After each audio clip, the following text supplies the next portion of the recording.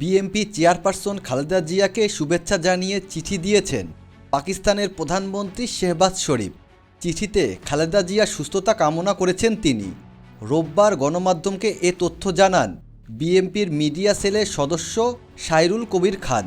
এদিন বিকেলে পাকিস্তান দূতাবাস থেকে বিএনপি চেয়ারপারসনের কার্যালয়ে চিঠিটি পাঠানো হয়েছে বলে জানান সাইরুল।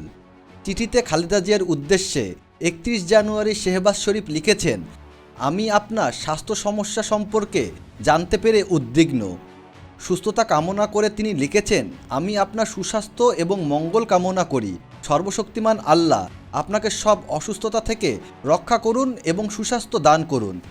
পাকিস্তান বিএনপির চেয়ারপারসন তার পরিবার এবং দলের সমর্থকদের সঙ্গে আছে বলেও আশ্বস্ত করেন শেহবাজ। চিঠিতে খালেদা জিয়ার রাজনৈতিক এবং বর্ণাঢ্য জীবনের কথা উল্লেখ করে পাকিস্তানের প্রধানমন্ত্রী আরও লিখেছেন, আপনি বাংলাদেশের রাজনৈতিক দৃশ্যে একটি বিশাল ব্যক্তিত্ব। জনসেবার প্রতি আপনার অবিচল প্রতিশ্রুতি অনেকের জন্য অনুপ্রেরণা হয়ে রয়েছে।